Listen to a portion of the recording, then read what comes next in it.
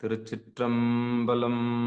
தென்னாடுடைய சிவனே போற்றி, எந்நாட்டவர்க்கும் இறைவா போற்றி, ஏகம்பத்துரையந்தாய் போற்றி, பாகம் பெண்ணொரு ஆனாய் போற்றி, அண்ணாமலையம் அண்ணா போற்றி, கண்ணார் அமுதக்கடலே போற்றி, காவாய் கனகத்திரளே போற்றி, கையிலை மலையானே போற்றி போற்றி.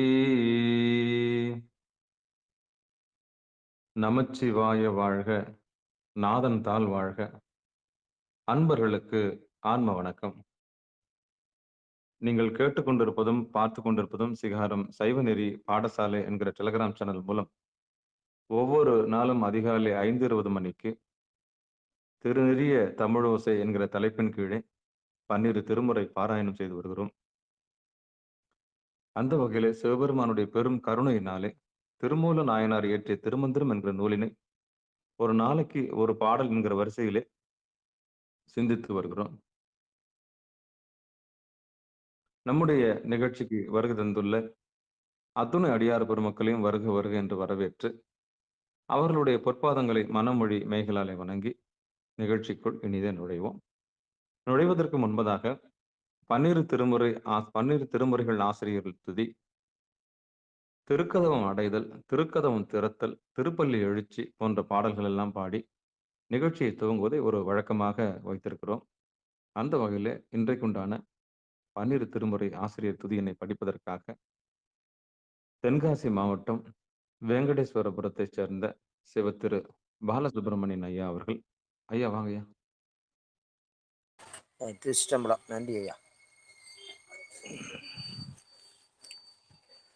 பூழியர்கோன் வெப்பொழித்த புகழியர்கோன் கடல் போற்றி, ஆளிமிசை கல்மிதப்பில் அணிந்தபிரான் அடி போற்றி, வாழி திருநாவலூர் வந்தண்டர் பதம் போற்றி, ஊழிமலி திருவாதபுரார் திருத்தாள் போற்றி போற்றி, திருமாளி தேவர் திருவடிகள் போற்றி, சேத்தனார் செம்பதுமச் சேவடி போற்றி, கருவூர் தேவர் கடல் இணையடிகள் போற்றி, பூந்துருந்தி நம்பிகாட நம்பிகள் போற்றி, கண்டராதித்தர் கடலடி போற்றி, வேணாட்டடிகள் விரைகளில் போற்றி, விரைகளில் போற்றி, திருமல நாயனார் திருத்தாள் போற்றி, திருவாலவையோட நிலத்தாள் போற்றி, காரைக்கால் அம்மையார் பூவடிகள் போற்றி, ஐயடிகள் காடவர்கோன் அருங்கல் போற்றி, சேரமான் பெருமான் சேவடி போற்றி, நக்கீர தேவர் நல்தாள் போற்றி, கல்லாடத்தேவர் கடலடிகள் போற்றி, கபில நாயர் தேவனார் கடல் இணைகள் போற்றி, பரணதேவ நாயனார் பொற்றாள் போற்றி, இளம்பெருமான் அடிகள் இணைதாள் போற்றி, அதிராவடிகள் அடங்கல்கள் போற்றி, பட்டினத்து பிள்ளையார் மரத்தாள் போற்றி, நம்பியாண்டார் நம்பி நல்தாள் போற்றி, செல்வமலி குன்றத்தூர் சேக்கார்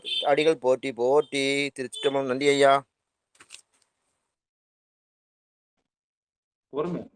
சரி, நல்ல.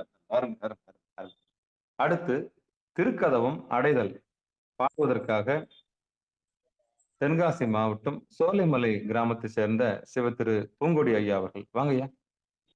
திருச்சிற்றம்பலம். அருட்பெருகு தனிக்கடலும் உலகுக்கெல்லாம் அன்பு செறி கடலுமாம் எனவும் ஓங்கும், பொருட்சமய முதற் செய்வ நெறிதான் பெற்ற புண்ணியங்கன் ரெண்டனவும் புவனம் உய்ய, இருக்கடவுண்டர் அருளும் உலகுக்கெல்லாம் ஈந்தாள்தான் திருவருளும் எனவும் கூடி, தெற்கலைஞர் ஞான கண்டு அரசுஞ்சென்று செஞ்சடைவார் வானவர் கோயில் சேர்ந்தார் என்றே. சிவாய நம்ம தெரிஞ்சிட்டோம். நன்றிங்க.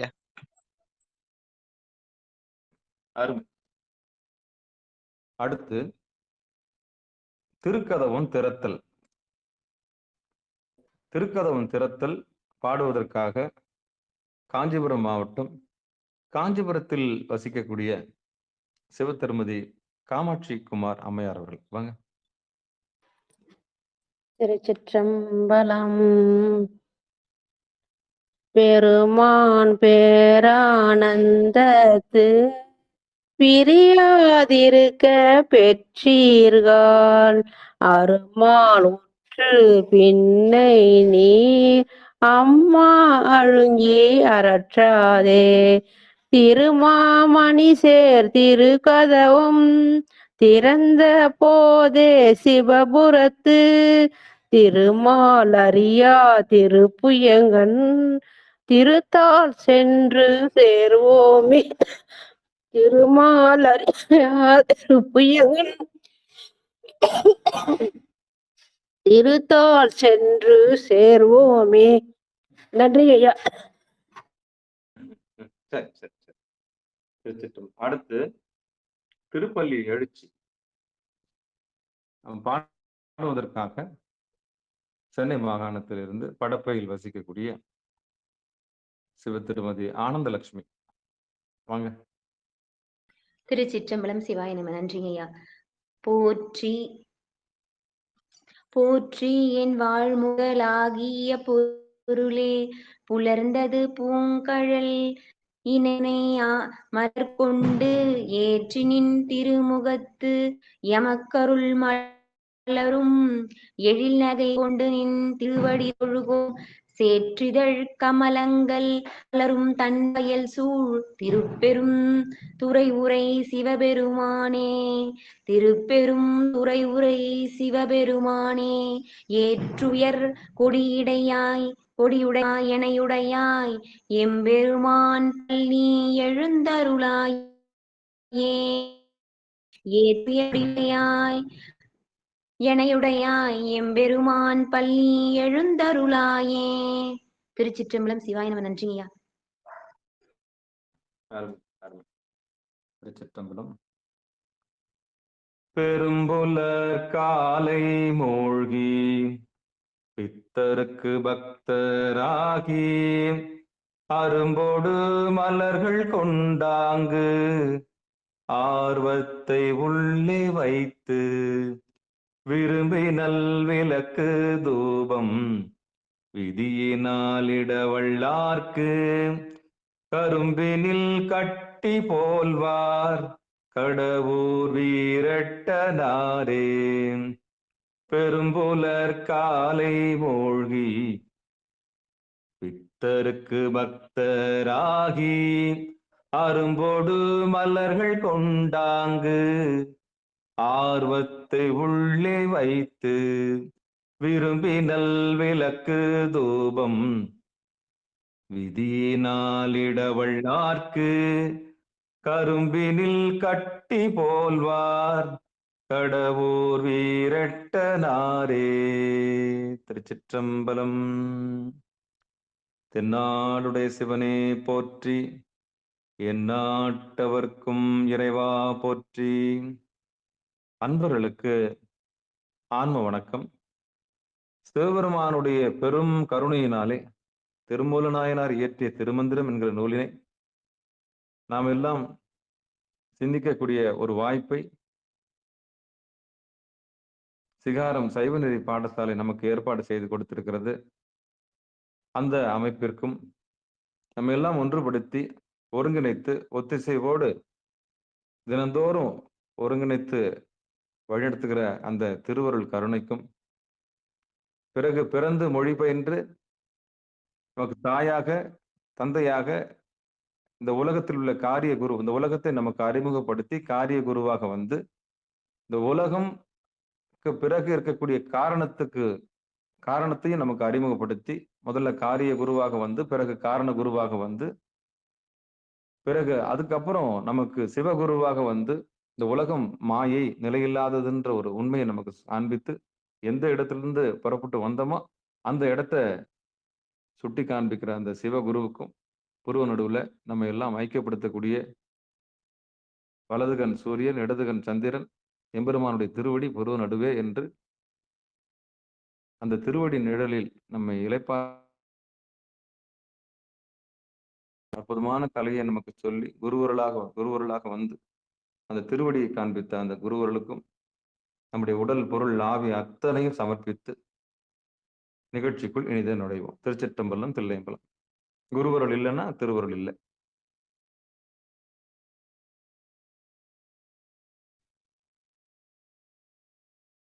குறிப்பா நமக்கு இந்த திருமந்திரத்துல பட்டவர்தனமா எந்தவித கூலியும் எதிர்பார்க்காம எந்தவித எதிர்பார்ப்பும் இல்லாம எல்லா ஞானியர்களும் இருந்திருக்கிறாங்க.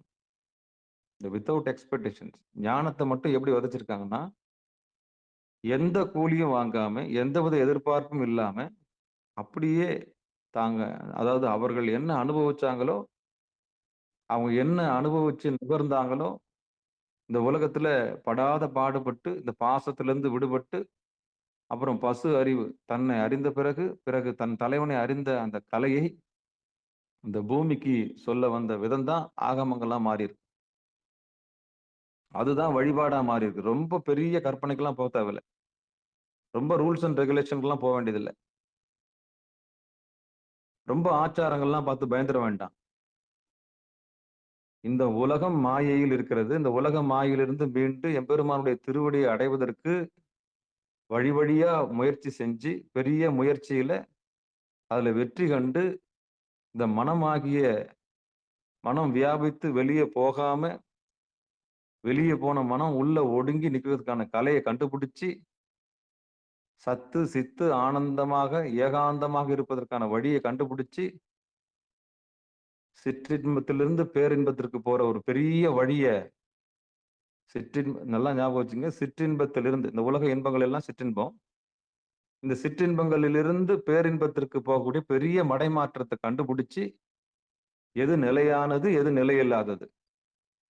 ஆழ்ந்து அனுபவிச்சு, தனக்குள்ள தேடி கண்டுபிடிச்ச ஒரு வித்தைய, எல்லா மகான்களும் வெட்ட வெளியில பகிரங்கமா சொல்லிட்டு போயிட்டாங்க.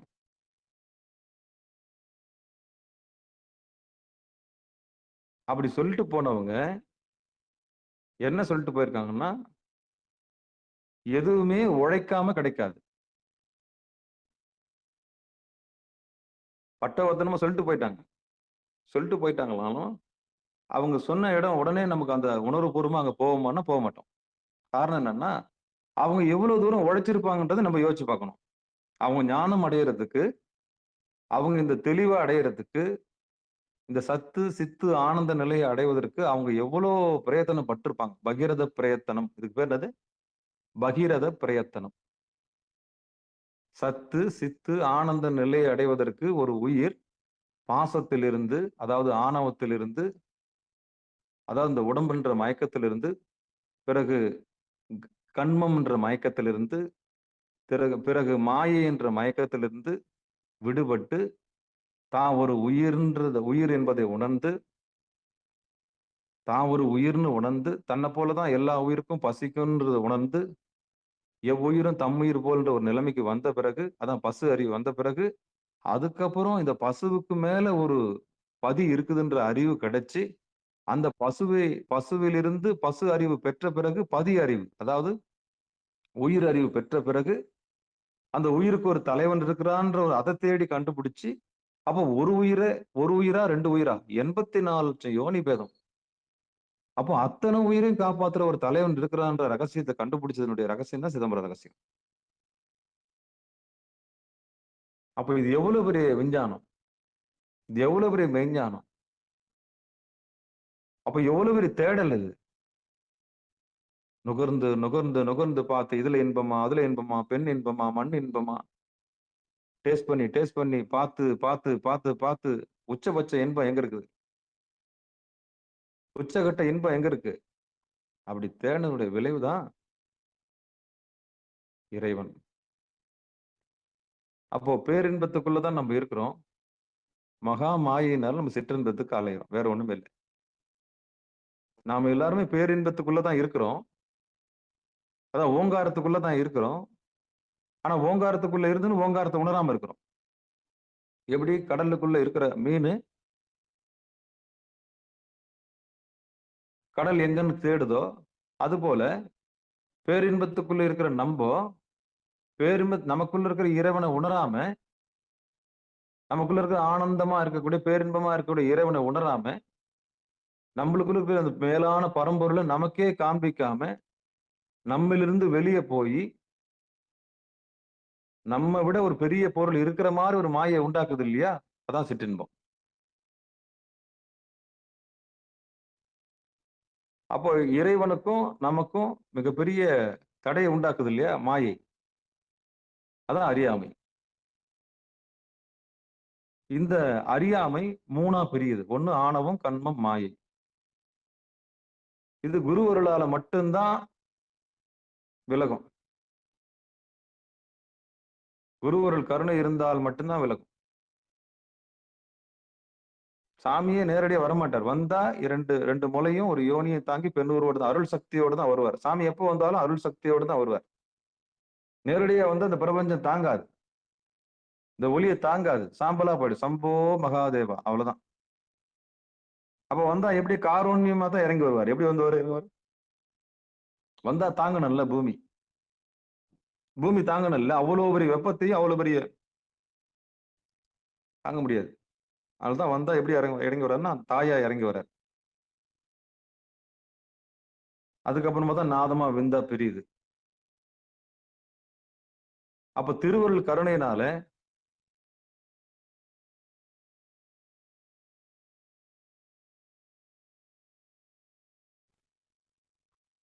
திருவருள் கருணையினால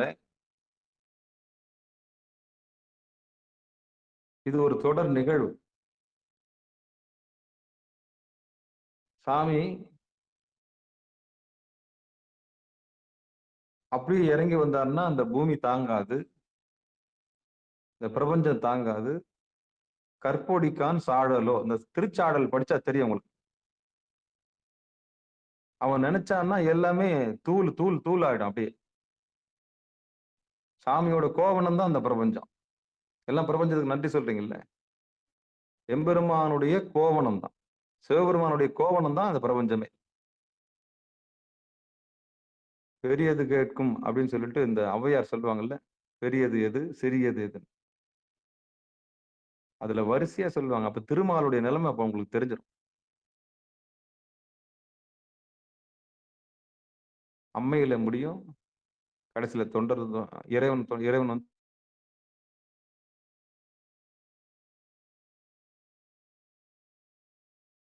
பெரியது கேட்கும் அப்படின்னு சொல்லிட்டு ஆரம்பிப்பாங்க. அப்ப இறைவன் எங்க ஒடுங்கியிருக்காருன்னா தொண்டருடைய இதயத்தில் ஒடுங்கியிருக்காரு. இதை ஏன் சொல்ல வரேன்னா, இந்த அறியாமைன்ற இருளை குருவருளால மட்டும்தான் நீக்க முடியும். வேற யாராலும் நீக்க முடியாது. சிவபெருமான் சிவசிவா திருச்சிட்டம் அப்படி இறங்கி வந்தாருன்னா சாமி அம்மையா இறங்கி வருவார். அப்புறம் நந்தியா இறங்கி வந்து இப்படிதான் தொடர் நிகழ்வா தான் வரும். இப்படிதான் வரும். வேற எப்படியும் வர்றதுக்கு வாய்ப்பு இல்லை. இவ்வளோ பெரிய செய்தி இது. குரு முகாந்தரமா தான் நம்ம என்ன பண்ண போறோம், கத்துக்க போறோம். திருச்சிட்டம் அந்த குருவை நம்ம எதிர்பார்த்து காத்திருக்கணும். திருவள்ளுவர் கருணையினால நம்ம உள்ள போலாம். சிவபெருமான் சிவசிவா திருச்சிட்டம்பலம் தில்லையம்பலம். ஒவ்வொரு நாளும் அந்த குருவர்கள் பத்தி நான் சொல்றதுக்கு காரணம் என்னன்னா, எங்களுக்கு அப்படி உதவுனாங்க. எப்படி எங்களுக்கு வந்து அறியாமை தான். சாமி வந்து எங்களுக்கு காமிக்கலன்னா அது கிடையாது. இப்ப நான் அடியேன் பேசுறேன்னா அது சாமி போட்ட பிச்சை. ஆமா, சாமி போட்ட பிச்சை தான்.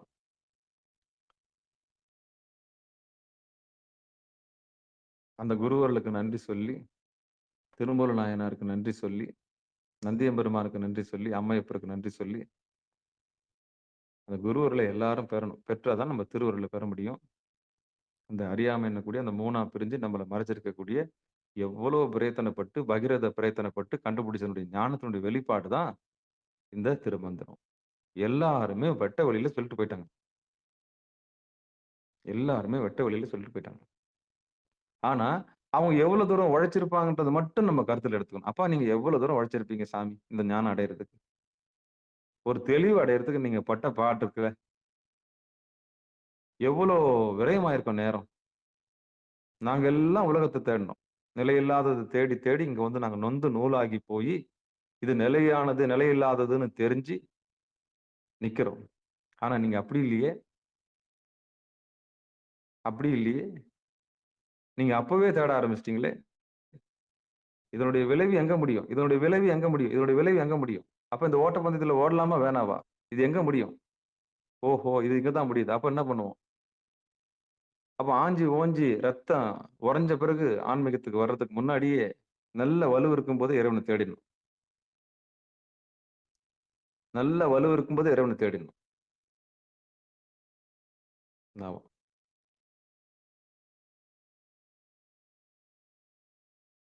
சமூகம் நம்மள சுடுகாட்டுல இருந்து விட்டுரும். நம்ம இந்த விமர்சனங்கள் எல்லாமே சுடுகாட்டுல தான் விட்டுரும். அதனால நாம தேட வேண்டிய பொருள் இறைவனுடைய திருவடி தான் முதல்ல. அதான் நமக்கு கவசம். அத நம்ம அடையணும். அதுதான். முதலாவது இறைவனுடைய திருவடி தான். அதுக்கப்புறம் தான் அதான் செல்வம். செல்வ நெடுமாடும் சென்று செல்வ நெடுமாடும் சென்று சேர்நோங்கி செல்வ மதித்தோய செல்வம் உயர்கின்ற செல்வர் வாழ்தில்லை சிற்றம்பலம் மேய செல்வன் கடலேத்தும் செல்வம் செல்வம். அந்த செல்வத்த தான் முதல்ல தேடணும். அதான் ஆரம்பம். அதத்தான் நம்ம குழந்தைங்களுக்கு நம்ம தான் நொந்து போயிட்டோம். சரி. நம்ம குழந்தைங்களையும் என்ன பண்ணக்கூடாது? நோவடிக்கக்கூடாது. நம்ம தான் அலைஞ்சு அலைஞ்சு தேடி பார்த்து இங்க இருக்குமா இன்பம், அங்க இருக்குமா இன்பம், இவங்க காட்டுவாங்களா, அவங்க காட்டுவாங்க. தேடி அலைஞ்சது போதும். அதுங்களுக்கு நேரடியா என்ன பண்ணி குடுத்துடணும் நம்ப? சொல்லிக் குடுத்துடணும். அதான் நல்ல அப்பா, அம்மாவுக்கு அழகு. சரி. அப்ப இவ்வளோ பகீரத பண்ணு, இவ்வளோ தூரம் கஷ்டப்பட்டு அந்த கண்டுபிடிச்ச அத்தன குருநாதர்களுடைய பொற்பாதங்களையும் நம்ம மனமொழி மெய்களால வணங்கி அவங்ககிட்ட நம்ம அந்த உடல், பொருள், ஆவி அத்தனையும் சமர்ப்பிச்சுருவோம். அவங்க தான் சித்தர்கள், அவங்க தான் ஞானிகள், ரிஷிமார்கள், அவங்க தான் நடமாடும் தெய்வங்கள். அவங்களால தான் அந்த கோயில் படமாடும் கோயில்லாம் எப்படி படைக்கப்பட்டதுன்னா, நடமாடும் கோயில் இல்லன்னா, படமாடும் கோயில் இல்ல. இன்னைக்கு நம்ம பார்க்குற எல்லா கோயிலும் உணர்ந்து, தனக்குள்ள தேடி கண்டுபிடிச்சு, ஆகமங்கள்ல தெரிஞ்சு, இந்த உடம்புல இருக்கிற ரகசியங்கள் அத்தனையும் வடிவமைக்கப்பட்டது தான் அந்த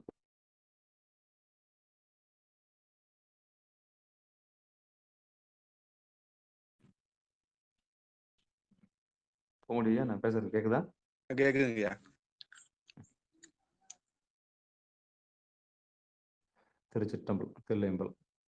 சரி. திருமந்திரத்தில் 3ஆம் தந்திரத்தில் 18வது தலைப்பின் கீழே கேசரி யோகம் என்ற தலைப்பின் கீழே 5வது பாடல் நம்ம சிந்திக்க இருக்கோம். திருச்சிற்றம்பலம், தில்லையம்பலம்.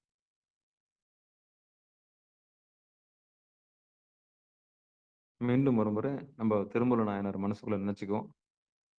மனமொழி மெய்களாலை வணங்கி பாடல்குள்ள போலாம். சிவாயிரம் திருச்சிற்றம்பலம். இன்னைக்கு என்னன்னு தெரியல. ஒரு ஞானம் அடையறதுக்கு எவ்வளோ தூரம் கஷ்டப்பட்டிருப்பாங்கன்ற ஒரு வருத்தமே என்ன வாட்டுது. நமக்கு இவ்வளோ பகிரங்கமா சொல்லிக் கொடுத்துட்டு போயிட்டாங்களே! அவங்க வாழ்நாள்ல எவ்வளோ செலவு பண்ணியிருப்பாங்க. ம். எவ்வளோ தியாகம் இருக்கு. நம்ம நெனச்சு பார்க்கிறோம். எவ்வளோ தியாகம். நாவுக்கரசர் படாததா? இல்ல நால்வர் பெருமக்கள் படாததா? எத்தன பேருடைய தியாகம் இருக்கு தெரியுமா? இன்னைக்கு பாட்டு மட்டும் நம்ம பாடிடுறோமே! ஒரு பாட்டு மட்டும் நம்ம பாடிடுறோம்ல. அவங்க எவ்வளோ உணர்ந்திருக்கணும் சிவபெருமானே! ஒரு தெளிவு அடையறதுக்கு அவங்க எவ்வளோ பாடுபட்டுருக்கணும். அததான் நெனச்சு நெனச்சு பார்க்கிறேன். எனக்கு ஆனா பேசவே முடியல. அடுத்து நான் பாடல் கூட போ முடியல என்னால. நம்ம நோகாம பாட்டு பாடிடுறோம். அதுக்கு விளக்கத்த பொழிப்புரை எடுத்து படிச்சிடுறோம். ஆனா பயிற்சி எவ்வளோ தூரம் பண்ணியிருப்பாங்க. எவ்வளோ உழைச்சிருப்பாங்க. அத நம்ம பார்க்கணும்ல. அப்போ உழைக்காம எதுவும் கிடைக்காதுல்ல. இதுதானே உண்மை. என்னதான் நம்ம பாடுனாலும், சொற்பொழிவு செஞ்சாலும், அவங்கவங்க ஞானத்த அவங்கவங்க தானே பெறணும்.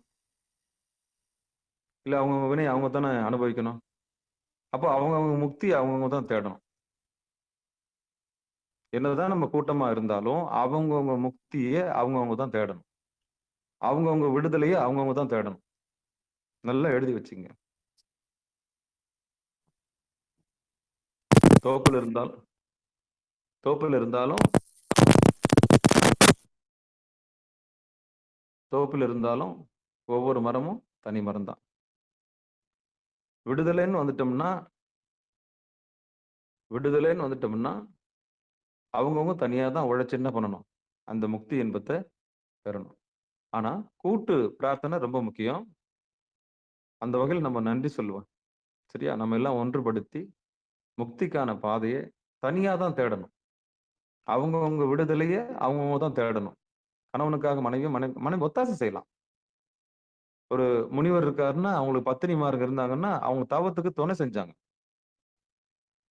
கணவனுக்கு தொண்டு செய்ய வந்தவங்க எல்லாருமே, ரிஷி பத்தினிகள் எல்லாமே, அவங்களும் முக்தி இன்பத்த அடைஞ்சாங்க.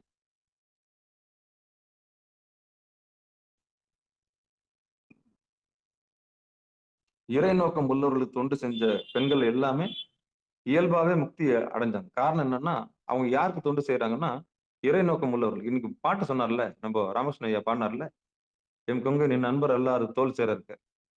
அடியார்களுக்கு தான் அந்த உடம்பு. இந்த ரத்தமும் சதையும் பொதிஞ்ச அந்த சதை பிடிப்பு யாருக்குன்னா அவனுக்கு தான். இறை அடியார்களுக்கு. அந்த இறை நோக்கம் உள்ளவர்களுக்கு, முக்தியை தேடி அலைறவர்களுக்கு, அந்த சிவபெருமான தேடி அலையறவங்களுக்கு நம்ம வழியா இருக்கணும். நம்ம உடம்பு. அவ்வளவுதான். வேற யாருக்கும் கிடையாது. அதனால அந்த பாட்டு அவர் பாடும்போது நான் கவனிச்சேன். "என் கொங்கை நின் நண்பர் அல்லாது தோள் சேர இருக்க."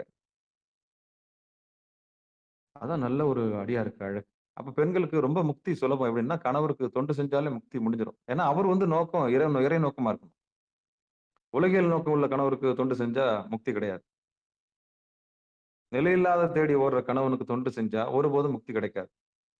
நிலையானதை நோக்கி பயணிக்கிற ஒரு அன்பருக்கு, ஒரு யோகிக்கு, ஒரு ரிஷிக்கு கூட இருந்தோம்னா, அதான் ரிஷி பத்தினி. அவருக்கு ஏன்னா ஒரு சிவனடியாருக்கு சாப்பாடு போட்டு, அவர கவனிச்சுட்டாலே முக்தி பேரின்பம் தானா வந்துரும். அதுக்கப்புறம் அதுலயே அது ரகசியம் சொல்லி முக்திக்கான எல்லா ஏற்பாடும் கிடைச்சிரும். இதான் அந்த ரகசியம். சிவபெருமானே, சிவா, திருச்சிற்றம்பலம். அப்போ கணவன் மனைவி எதுக்குன்னா, இதுக்கு தான். இறை இன்பத்துல திளைத்திருப்பதற்காகத்தான் இல்லறம்ன்றது இதுதான். வேற எந்த நோக்கத்துக்காகவும் கூடுச்சுன்னா, அது நல்லா இருக்காது. அது உலகியல். அவ்வளவுதான். சரி. அப்போ விருந்தோம்பல் தான். அப்போ அடியார்களுக்கு உணவளிக்கிறது, அன்னம்பாளிப்பு செய்றது, அதுக்காகத்தான் குடும்பம்னு ஒண்ணு இருக்கு தவிர வேற எதுவும் இல்ல. வழி வழியா சிவபெருமானுக்கு தொண்டு செய்யக்கூடிய உற்பத்தி செய்யணும். உற்பத்தி செஞ்சு அன்ப நிலைநாட்டுறதுக்கு வழிய அந்த அறநெறிய போதிக்கிறதுக்கு தான் நம்ம உற்பத்தி செய்யணுன்ற உண்மைய சொல்லி, இவ்வளவு தூரம் உழைச்சு நமக்கு குடுத்திருக்கிற அந்த திருமூல நாயனாருக்கு நன்றி சொல்லி, ஏன்னா இன்னைக்கு பாட்டு சத்தியத்தினுடைய வெளிப்பாடு. ரகசியம். பெரிய ரகசியம் உடைக்க போறார். அது பார்க்க போலாம். திருச்சிற்றம்பலம், தில்லையம்பலம். பாடல் எண் 5. திருச்சிற்றம்பலம். நாவின் நுனியை நடுவே சிவிரிடீர், சிவனும் அங்கே சிவனும் உறைவிடம், மூவரும் முப்பத்து மூவரும் தோன்றுவர், சாவதும் இல்லை சதகோடி ஊனே.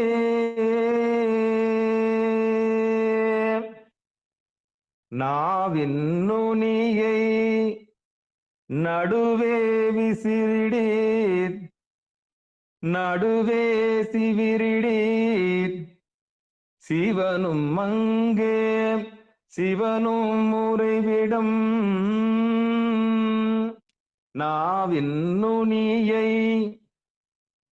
நடுவே சிவிரிடீர், சிவனும் அங்கே சிவனும் உறைவிடம், மூவரும் முப்பத்து மூவரும் தோன்றுவர், சாவதும் இல்லை சதகோடி ஊனே.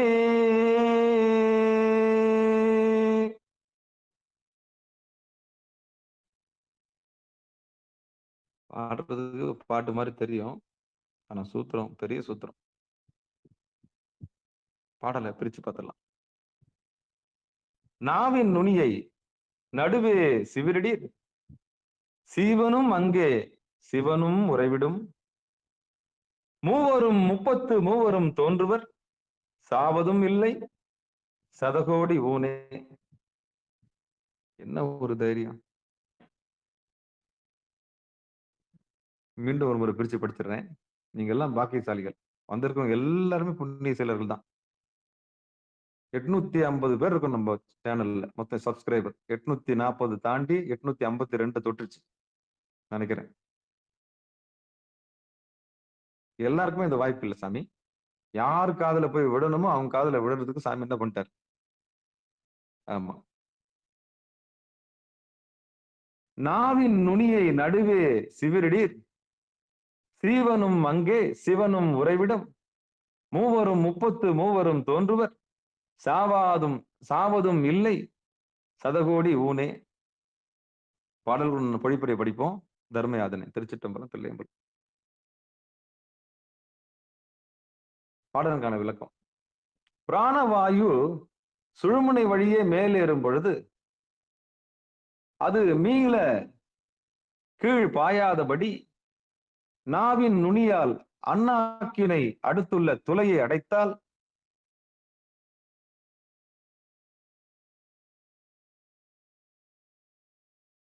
அண்ணாக்கின் அடுத்துள்ள துளையை அடைத்தால் அவ்வாயு தலையிலும் நெற்றியிலும் உள்ள நாடிகள் வழியாக பரவுவதால் சீவனும் சிவனும் இருக்கும் இடம் தலையில் உள்ள அவ்வாயிர இதழ் தாமரையாகவே முடியும். அதாவது பாச ஞானம் கழல பசு ஞானம் பெற பதிஞானம் விளங்கும்.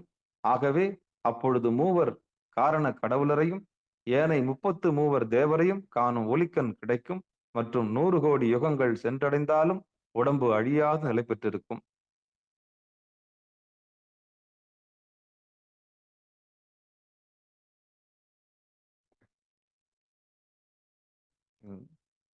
இன்னொரு முறை படிச்சிடறேன்.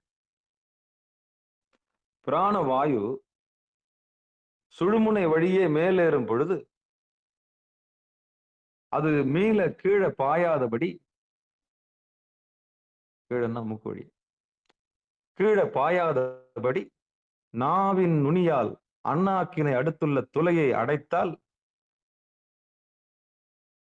அவ்வாயு தலையிலும் நெற்றியிலும் உள்ள நாடிகள் வழியாக பரவுவதால் சீவனும், ஜீவன்னா உயிர், பெரிய சி போட்டா சீவன், சீவனும் சிவனும், சீவனும் சிவனும் இருக்கும் இடம் தலையில் உள்ள அவ்வாயிர இதழ் தாமரையாகவே முடியும். அதாவது நம்ம உடம்புல இருக்கிற உயிருக்கு பேரு ஜீவன்னு பேரு. அது கழுத்துக்கு மேல போயிட்டுன்னா சிவனா மாறிடும். அப்போ ஜீவன் சிவனாக்குற கலையை கத்துக்கணும். அந்த ஜீவன் சிவனான பிறகு சிவமாம் தன்மை பெறணும். 3 சி இருக்கு நம்ம உடம்புக்குள்ள. எத்தனை சி இருக்கு? 3 சி இருக்கு. பெரிய சி போட்டா சீவன் தான் நம்ம உயிர், அதான் ஜீவாத்மா. பரமாத்மான்றது சிவம். இந்த சிவத்துக்கும் ஜீவனுக்கும் நடுவில் இருக்கிற சிவன் இருக்கு இல்லையா, அதான் பசு. இன்னும் டீப்பா பார்த்துடலாம். சீவனும் சிவனும் இருக்கும் இடம் தலையில் உள்ள அவ்வாயிர இதழ் தாமரையாகவே முடியும்.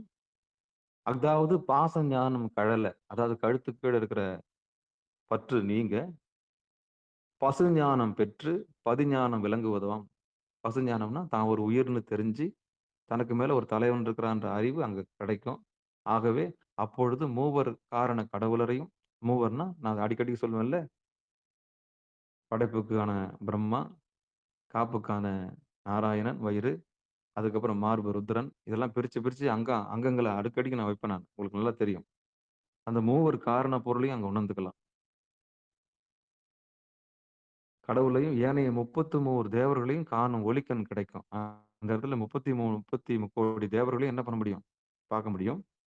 மற்றும் 100 கோடி யுகங்கள் சென்றாலும் உடம்பு அழியாத நிலை பெற்று இருக்கும். அப்பா அப்பா அப்பா அப்பா அப்பா, சதகோடி ஓனே, எவ்வளவு பெரிய ரகசியம் இது!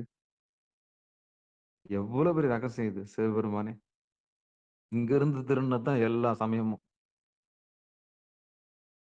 எங்க அடிச்சிருக்கான் பார் கொல்லையே, கொல்லையோ கொல்லை. இங்க இருந்து தான் எல்லா ஆகமத்தையும் திருடி திருடி திருடி திருடி, அதுதான் எனக்கு வைத்தறிச்சல். நாங்க தான் பகிரகப்பட்டு கண்டுபிடிச்சுன்னு சொல்றோம் பாரு, அதுதான் எனக்கு ரொம்ப கஷ்டமா இருக்கு. இப்படிப்பட்ட ஒரு திருமந்திரத்துல இருந்து எவ்வளவு பெரிய உண்மையை எடுத்து எங்கெங்கெல்லாம் சவுடால அடிச்சுக்கிறாங்க தெரியுமா? எவ்வளவு ரகசியம் பாரு. இப்ப நம்ம மீண்டும் ஒரு முறை இந்த பொழிப்புரையை பார்த்திடலாம். பிராண வாயு சுழுமுனை வழியே மேலேறும் பொழுது அது மீள கீழே பாயாதபடி நாவின் நுனியால் அண்ணாக்கினை அடுத்துள்ள துளையை அடைந்தால் அவ்வாயு தலையிலும் நெற்றியிலும் உள்ள நாடிகள் வழியாக பரவுவதால் சீவனும் சிவனும் இருக்குமிடம் தலையில் உள்ள ஆயிர இதழ் தாமரை ஆகவே முடியும். அதாவது பாசஞானம் கடல பசு ஞானம் பெற்று பதிஞானம் விளங்குவதாகும். ஆகவே அப்பொழுது மூவர் காரண கடவுளையும் ஏனைய 33 தேவரையும் காணும் ஒளிக்கண் கிடைக்கும். மற்றும் 100 கோடி யுகங்கள் சென்றாலும் உடம்பு அழியாத நிலை பெற்றிருக்கும். ரைட்டு. இது பாடலுக்கு நான் பொழிப்புரையும் தர்ம யாதனம் கொடுத்ததுல நம்ம படிச்சிட்டோம். சரி, யதார்த்தமா சிங்காரம் சைவ நெறி பாடசாலையில நமக்கு என்ன இந்த பாட்டு சொல்ல வருது? தெளிவா நம்ம பார்த்துக்கலாம். திருச்சிற்றம்பலம், தில்லையம்பலம். அடியேனுக்கு அடி நாயேனுக்கு சாமி உணர்த்தினத நாங்க சொல்லிடுறோம். ஏன்னா தனிப்பட்ட முறையில எனக்கு தெரியுது. இறைவன் கொடுத்த ஞானம் தான். எனக்கு சொந்த கருத்துலாம் எதுவுமே கிடையாது. திருச்சிற்றம்பலம், தில்லையம்பலம். சாமி உணர்த்தனத அப்படியே சொல்லிடுறேன். நாவின் நுனியை நடுவே சிவிரிடீர். சிவிரிடீர். முதல் லைன் பார்த்துக்குவோம். திருச்சிற்றம்பலம், தில்லையம்பலம். நம பார்வதி பதையே. திருச்சிற்றம்பலம். நாவின் நுனியை நடுவே சிவிரிடீர். எந்த நாக்கு? இப்போ நேத்து ஒரு பாட்டு நம்ம படிக்கிறதுக்கு முன்னாடி சொன்னேன் நான். ஒரு ஒரு அந்த பாட்டு படிக்கணும்னா நீங்க சாகாத இடகலையிலும் இல்லாம பிங்கலை இல்லாம சுழுமுனையில் மார்க்கத்துக்கு போகணும்னு சொன்னா அதுக்கு 3 ஸ்டெப் நீங்க கடந்திருக்கணும்னு சொன்னேன் நான். எப்படி? எடுத்த எடுப்புல இந்த பாட்டை பார்த்த உடனே உள்ள போய் உச்சந்தலையில தொட்டு ஜீவன் சிவனா மாறி, சிவன் வந்து சிவமா மாறி, ஜீவாத்மா பரமாத்மா மாறி பேரானத்துல திளைக்க முடியாது. என்ன புண்ணியம் செய்தனே நெஞ்சமே இருங்கடல் வையத்து முன்னம் நீபுரி நல்வினை பயனிடை முழுமணி தரளங்கள் மண்ணு காவிரி சூழ்திரு வலம் சொழி வாணனை வாயார பண்ணியும் வாயார பண்ணி ஆதரித்து ஏத்தியும் வழிபடும் அதனாலே. அப்போ புண்ணியம் செஞ்சிருந்தா மட்டும்தான் அந்த ரகசியம் வெளிப்படும். எல்லாருக்கும் வெளிப்படாது. எல்லாருக்கும் ரகசியம் வெளிப்படாது. யாருக்கு இது கிடைக்கணுமோ அது அவங்களுக்கு கிடைக்கும். அதான் ஒட்டுறதுதான் ஒட்டுன்னு சொல்லுவாங்கல்ல ஞானம். அப்ப நீங்க புண்ணியம் பண்ணிருக்கீங்க. அதனாலதான் இப்ப இருக்கீங்க. எத்தனை பேர் இருக்கீங்க? 9 பேர் இருக்கீங்க. 9 பேர்ல 7 பேர் இருக்கீங்க. அவ்வளவுதான். இப்ப நம்ம பார்த்துக்குவோம். அப்போ இந்த திருவடி ஞானம் பெறுவதற்கு ஒரு சாதாரண ஒரு சிவனடியார் இப்போ ஒரு அதுக்கு அந்த அந்த படிநிலையை நேற்று நான் விளக்கினேன். 3 நிலையை விளக்கினேன். 1 இயமம். முதல்ல சைவ சமயத்துக்கு உள்ள வர்றது. எப்படி உள்ள வரீங்க? அடி செவுல்ல விழுந்த பிறகு வரீங்க. நீங்க தானா வந்தீங்க. வாழ்க்கைன்ற பயணத்துல அகோர விபத்துகள் ஏற்பட்ட பிறகு வண்டி நிலைக்கு தடுமாறி கீழே விழுந்து தடுமாற்றம் வரும்போதுதான் நம்ம யார் நோக்கி வரோம்? சிவபெருமானை நோக்கி வரோம். இல்லைன்னா வரமாட்டோம். வண்டி நல்லா போச்சுன்னா யார் திரும்பி கூட பார்க்க மாட்டான். கோயில் பக்கம் எனக்கு யாரு எதுக்கு எல்லாம் ஸ்மூத்தா இருக்குல்ல, சுமூகமா இருக்குல்ல. ஆனா ஆணவம் வரும்போது சாமி என்ன பண்றாரு? ஒரு பெரிய விபத்தை ஏற்படுத்தி, காயத்தை ஏற்படுத்தி, வலி ஏற்படுத்தி, வேதனை ஏற்படுத்தி, துக்கத்தை கொடுத்து படைச்சவனுடைய மூலத்தை நீ தேடுவாயாக. அவ்வளவுதான். அப்போ நொந்து நூலாகிதான் அப்ப கோயிலுக்கு ஓடியாரம் முதல் திருநீர் பூசறதுக்கு வரும். இது இல்ல அது இல்ல இப்படி ஆயிடுச்சு அப்படி ஆயிடுச்சு கண்டுக்குதா சாமி உள்ள நுழைய. அப்ப முதல் என்ட்ரி உள்ள நுழையறதுக்கு ஒரு முகாந்தரம் தேவை இல்லையா? அந்த முகாந்தரம் தான் முதல்ல நுழையிறது. அப்படி நுழைஞ்சு அடியாறுல பார்த்த பிறகு இவங்க எல்லாம் இப்படி பாடுறாங்களே, திருநீர் பூசிருக்காங்க, ருத்ராட்சம் போட்டிருக்காங்க, இதெல்லாம் எப்படி என்ன ஏதுன்னு அப்போ ஒரு ஆழமான பார்வைக்கு வர்றீங்கல்ல, அதான் முதல் இது. அதான் இயமம். அப்ப இது எனக்கு கிடைக்காதா? கிடைக்கும். திருநீரு, ருத்ராட்சம், அஞ்செழுத்து, சிவபெருமானை முழுமுதற் கடவுளாக ஏற்றுக்கொள்ளுதல், சமயத்துக்கு வர்றது, இதெல்லாம் கிரியைக்கு வர்றது, சரிக்கு வர்றது, கிரியைக்கு வர்றதெல்லாம் முதல் படி இயமம். சுழுமுனை மார்க்கத்துக்கு வர்றதுக்கு முன்னாடி இந்த பாடங்கள்லாம் தெரிஞ்சிருந்தா மட்டும்தான், இந்த பாட்டை நான் விளக்கறதுக்கு முன்னாடி நான் பேசிக்கா சொன்னா மட்டும்தான் உங்களுக்கு புரியும். இல்லைன்னா புரியாது. சுட்டு போட்டா கூட புரியாது. ரொம்ப இது டீப்பஸ்ட் ஒரு பகுதி. அப்ப அடிப்படையில் நமக்கு என்ன தெரிஞ்சிருக்குன்னு தெரியணும்ல. சந்தைக்கு போறோம்னா கையில பைசா எடுத்துட்டு போறோம்ல, அது மாதிரிதான். அப்ப இந்த பாடலை புரிஞ்சுக்கணும்னா அடிப்படையில் இருக்கிற பாடல்கள் எல்லாம் தெரிஞ்சு வந்தாதான் நம்ம உள்ள போக முடியும். அப்ப என்னதுன்னா இயமம்னு ஒண்ணு இருக்கு சாமி, ஒழுக்கம்னு ஒண்ணு இருக்கு. சைவ நெறிக்குள்ள ஒரு ஒழுக்கம் இருக்கு, சமய தீட்சை இருக்கு, சிவ தீட்சைலாம் இருக்கு, இல்லைன்னு சொல்லல. சரின்னு ஒண்ணு இருக்குது. அப்ப சாமின்னா என்ன அப்படின்னு உள்ள வந்து தேடி முதல்ல நுழையிறதுக்கு அந்த இயமம் இருக்கு இல்லையா? அதுதான் அந்த இயமத்துல பாஸ் பண்ணிருக்கணும். அதான் ஒழுக்கத்துல பாஸ் பண்ணிருக்கணும். 2வது ஒரு 48 நாள் புரட்டாசி மாசம் மட்டும் கடைபிடிக்கிறேன், அப்புறம் நான் முடிச்ச பிறகு நான் நான்வெஜ் சாப்பிட்டுக்கிறேன்னு சொன்னா அதுக்கு பேர் இயமம் கிடையாது. அதுக்கு பேர் இயமம் கிடையாது.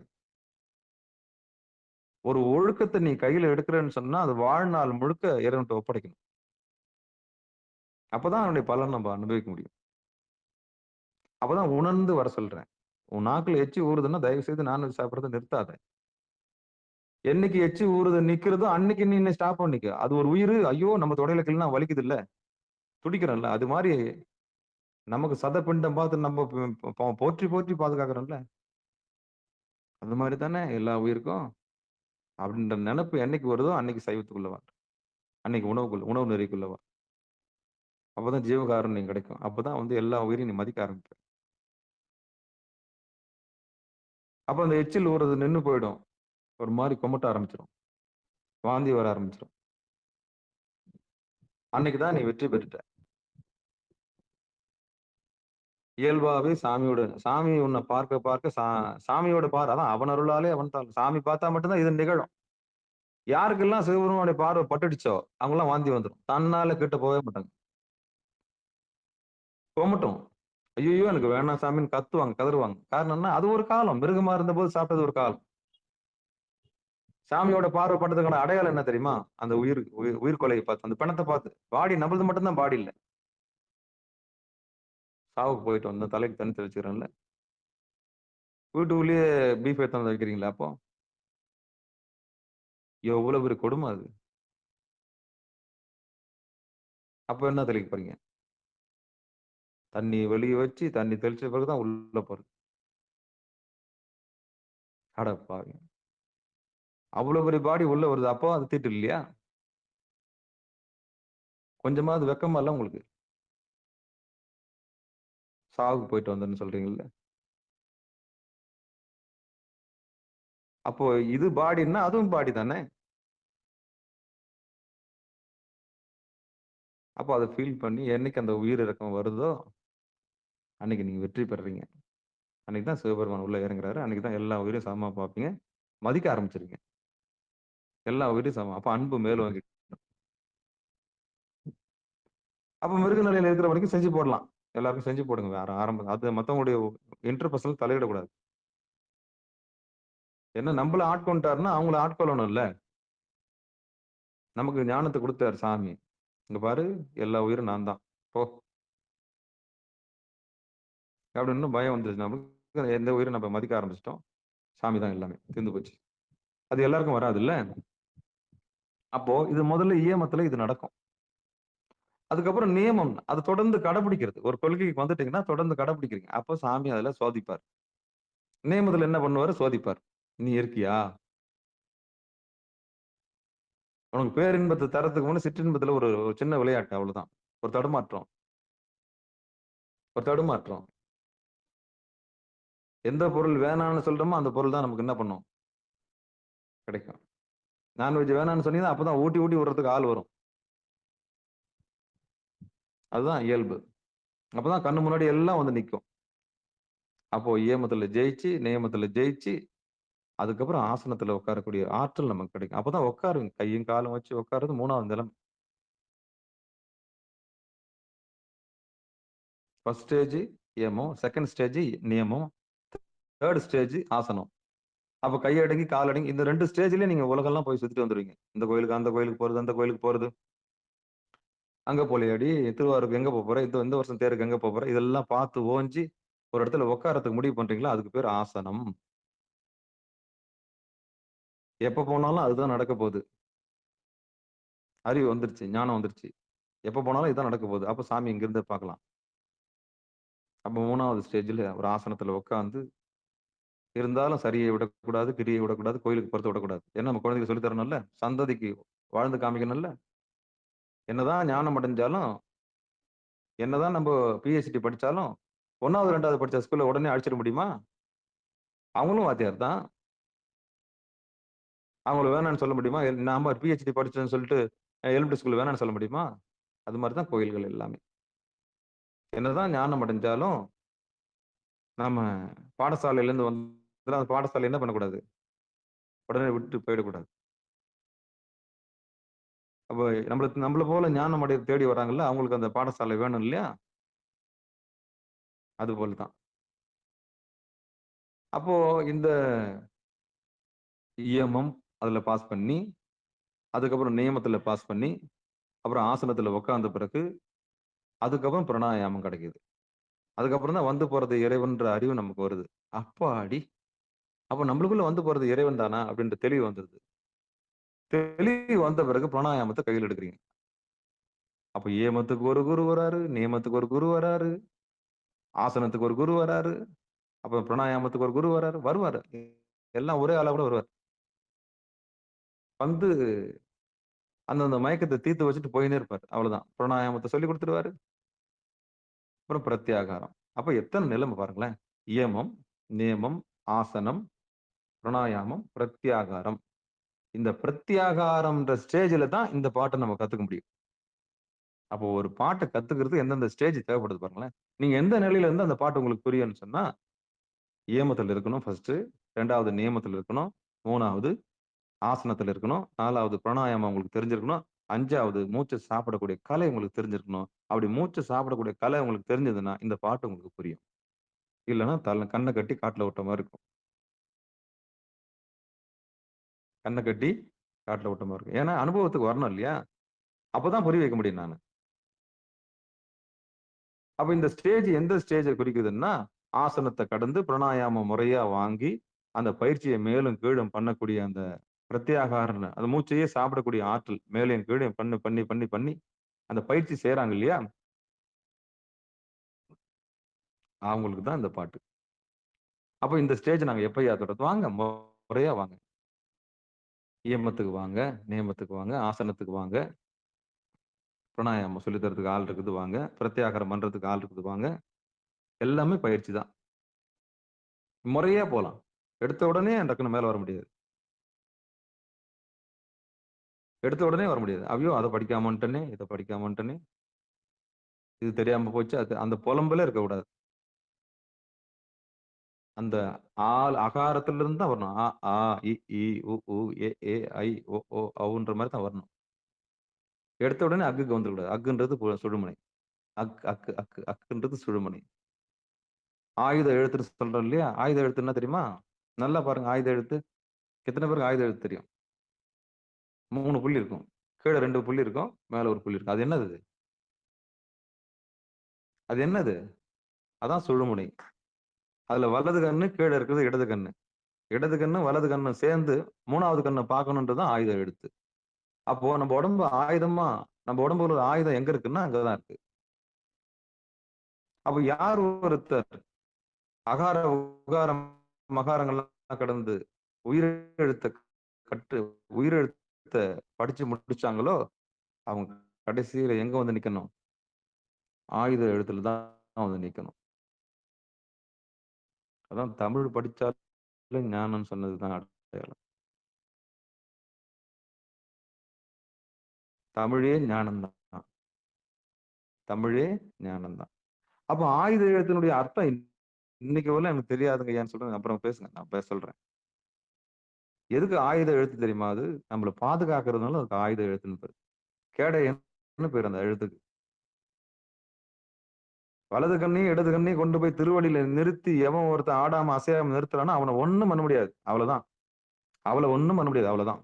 அதுக்கு பேரு ஆயுத எழுத்து. சுழுமுனை மார்க்கம்னு பேரு அதுக்கு. அக்ஷரங்கள்லாம் கடந்து நீ எங்க வந்து முடியணும்னா, ஆயுத எழுத்துல தான் முடியணும். அக்ஷரங்கள்லாம் கடந்து நீ எங்க வந்து முடியணும்னா, ஆயுத எழுத்துல தான் வந்து முடியணும். அ, ஆ, இ, ஈ, உ, ஊ, ஐ, ஏ, ஓ, அவ்வு, அக்கு. நான் பேசுறது கேக்குதா? நான் பேசுறது கேக்குதுங்களா? கேக்கு. சிவபெருமான், சிவசிவா. அப்போ இந்த ஆயுத எழுத்துன்னா என்னன்னு தெரிஞ்சிருப்பீங்கன்னு நினைக்கிறேன். அப்போ இந்த அ, இ, உ, ஏ, அ, இ, உ, அ, இ, உ, ஐ, ஏ, ஓ, ஔ, அக்குன்னு முடியுது இல்லையா? இது எல்லாம் அக்ஷரங்கள். அக்ஷர அப்பியாசம்னு இதுக்கு பேரு. இதுக்கெல்லாம் இது எல்லாமே ஓம்ல தான் முடியும். இந்த அக்ஷரங்கள் இருக்கு இல்லையா? 51 அக்ஷரங்கள் மொத்தம். நமக்கு தெரிஞ்சது 12 உயிரெழுத்து. உயிர் எழுத்து, அப்புறம் மெய் எழுத்து. மொத்தம் 51 அக்ஷரம். 51 அக்ஷரமும் எதுல முடியுதுன்னா ஓங்காரத்துல முடியுது. அந்த ஓங்காரம் எதுடான்னா அந்த அக்கு தான். ஔகாரம், அக்கு அவ்வளவுதான். ம். அப்போ இந்த இந்த பாட்ட நீங்க கத்துக்கணும்னு ஆசைப்பட்டீங்கன்னா, இயமம் ஃபர்ஸ்ட் தெரிஞ்சிருக்கணும். 2வது நியமம் தெரிஞ்சிருக்கணும். 3வது ஆசனம் தெரிஞ்சிருக்கணும். 4வது பிராணாயாமம் தெரிஞ்சிருக்கணும். 5வது பிரத்யாகாரத்துல நீங்க மூழ்கி இருக்கணும். காற்றையே உணவாக எடுக்கக்கூடிய கலையில இருக்கும்போது, இந்த பாடல் அற்புதமா தெரியும். அப்படி பிரத்யாகார நிலைக்கு, பிராணாயாம நிலைக்கு வந்தவங்களுக்கு இந்த பாட்டு அற்புதமா புரியும். அப்படியே நான் விளக்கிடுறேன். நாவின் நுனியை நடுவே சிவிரிடில், அதாவது இந்த நாக்குன்றது இந்த நாக்கு நம்ம நாக்கினுடைய முனம் இல்ல. உள்நாக்குன்னு ஒண்ணு இருக்கு. அந்த உள்நாக்கு போய் மேல குத்துற மாரி இழுக்கணும் மேல. நாவின் நுனியே நடுவே சிவிரிடீர் சீவனும் அங்கே சிவனும் உறைவிடும். அப்போ இந்த உள்நாக்கு பெல்லு மாரி தொங்கின்னு இருக்கும். அந்த பெல்லு மாரி தொங்குற அந்த உள்நாக்கு குருநாதர் கிட்ட வாங்கின பயிற்சியினால நீங்க மேல ஏத்துனீங்கன்னா, அது போய் அங்க சொருகும். அப்படி சொருகுச்சுன்னா, மூவரும் தோன்றுவர். சாவதும் இல்லை சதகோடி ஊனே. இதுதான் செய்தி.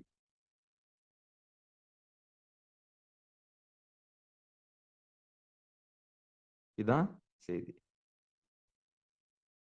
இது எவ்வளவு ஒரு படிநிலை இல்ல இது. Step by step. இதுதான் ஒரு நிறுவனம் என்ன சொல்லுது கோயம்புத்தூர்ல. The 7 steps of life. You can achieve the enlightenment. ஆங்கிலத்துல வெலாசி வர்றாரு. கூட்டமான கூட்டம். கூட்டமான கூட்டம். சாம்பவி முத்திரை அதுக்கு பேரு. இங்க நம்ம என்ன பேர் வச்சிருக்கோம் அதுக்கு? கேசரி யோகம். கூவி கூவி கூப்பிட்டா கூட எவனும் வர மாட்டான். விளம்பரம் பண்ணா தான் வருவோம்.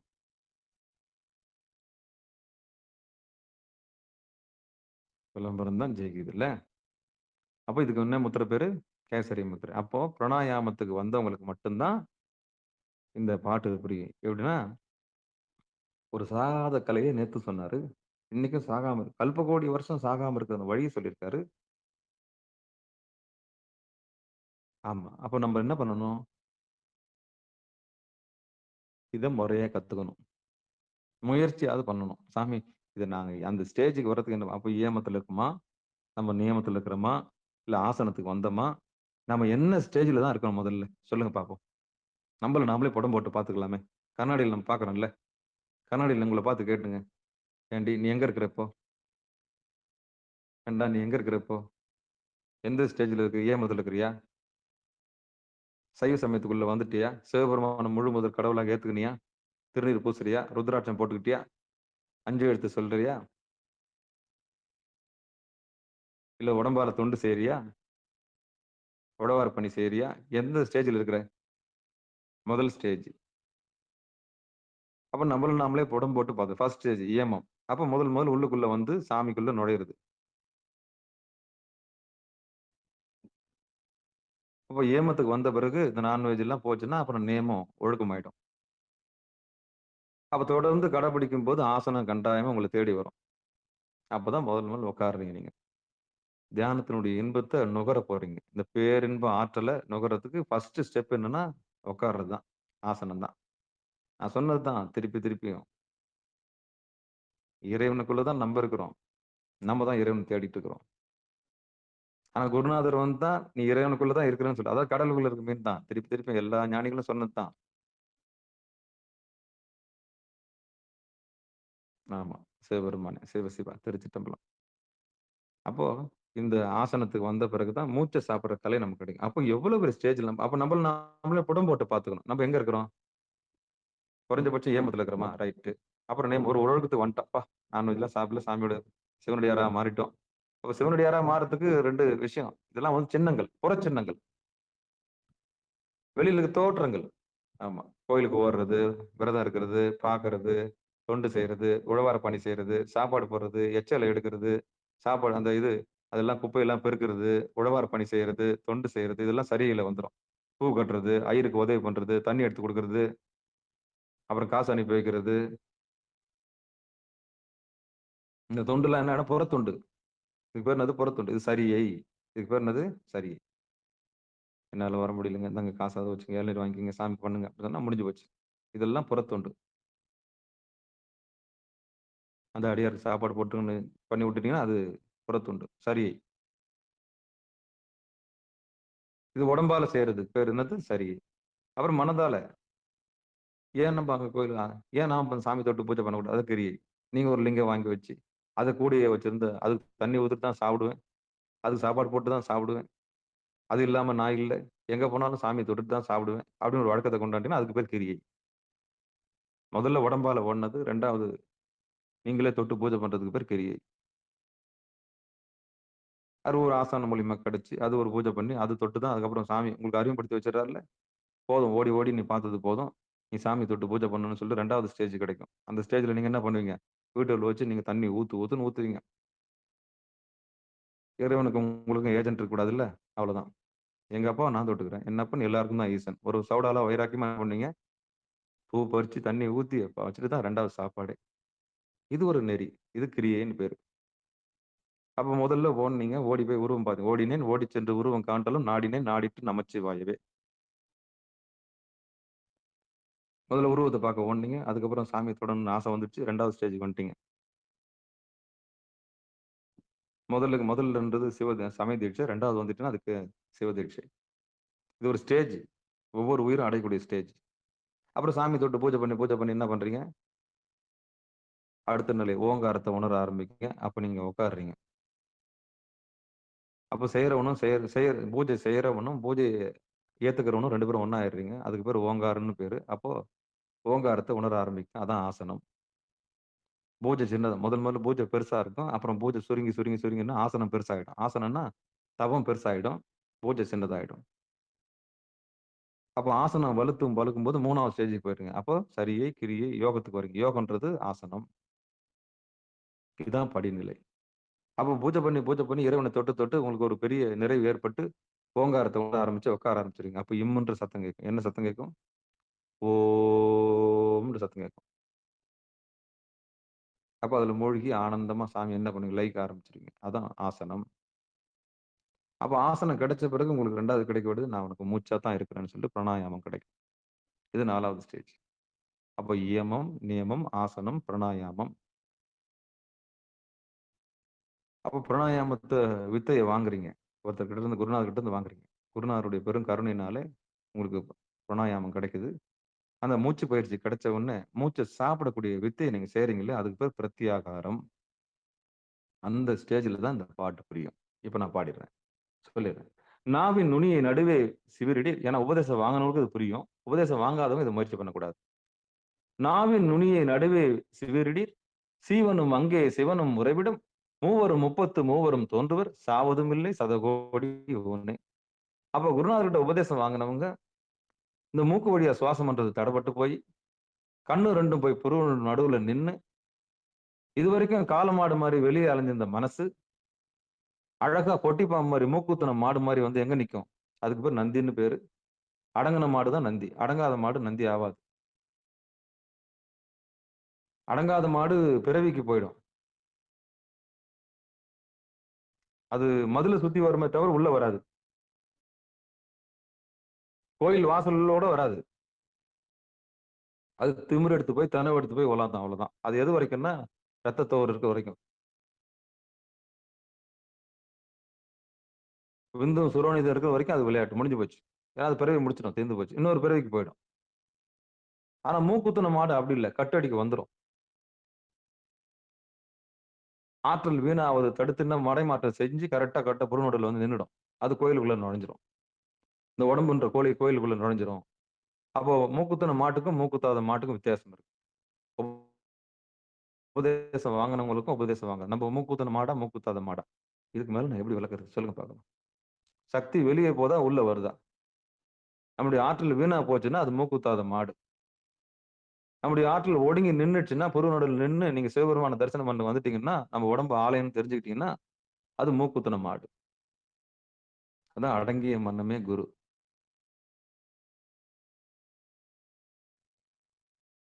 இந்த மனசு வெளிய போயிடுச்சுன்னா, அது நம்மள ஆளும். நல்லா நோட் பண்ணிக்கங்க.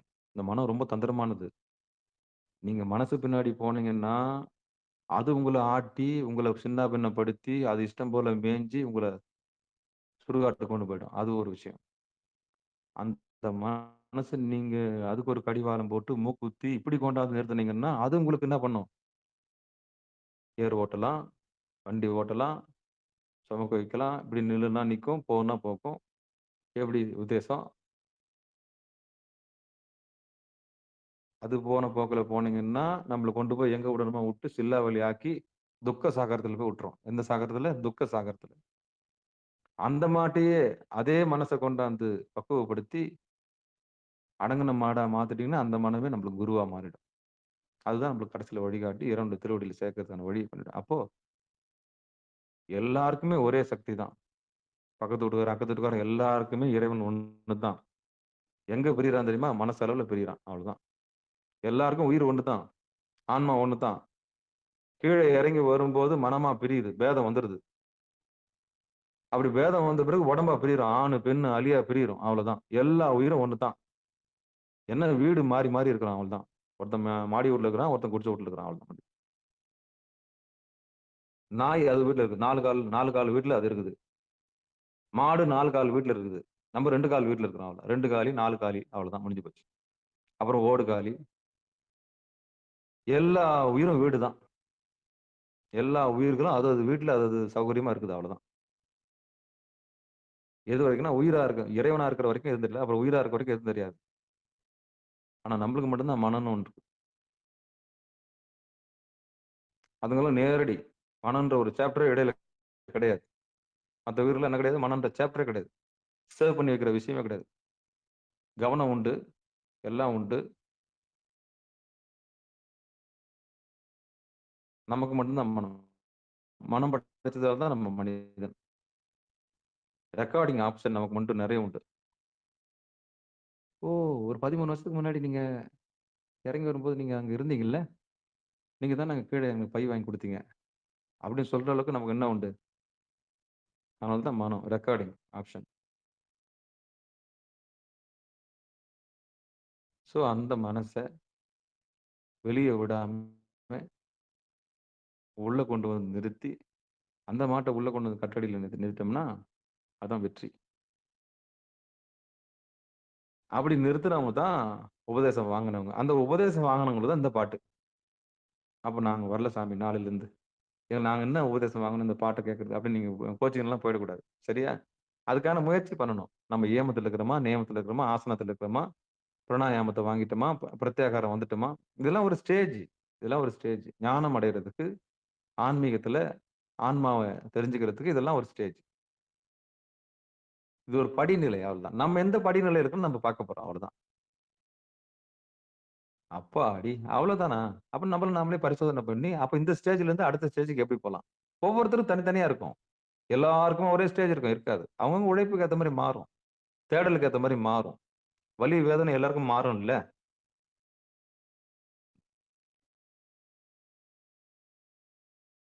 வலியும், வேதனையும் எல்லாருக்கும் மாறும்ல. எல்லாருக்குமே ஒரே அனுபவம் கிடைக்குது இல்லையே! அவங்கவங்களுக்கு அனுபவம் வேற வேற தானே! அதன் அடிப்படையில தான் ஞானம் மாறுபடுது. எல்லாருக்கும் ஒரே நேரத்துல முக்தியும், விடுதலையும் கிடைக்கிறது இல்லல்ல. சரி. அப்போ இந்த பிராணாயாமம் செய்றவங்களுக்கு இந்த பாட்டு புரியும். இருந்தாலும் பொதுவில் நான் விளக்கிறேன். நாவின் நுனிய நடுவே சிவரடி சீவன் மங்கை சிவன முறைவிடும். அப்படி யார் ஒருத்தர் அந்த உள்நாக்க தட்டி திருப்பி மேல் பக்கம் திருப்பி உள்ள இழுக்குறாங்களோ, அவங்களுக்கு அந்த ஜீவனுடைய அதாவது அ ஜீவன் அதாவது உடம்பு கழுத்துக்கு கீழ இருக்கிற ஜீவனுடைய அரும தெரியும். அதுக்கப்புறம் உயிர் அந்த சிவனும் தெரியும்.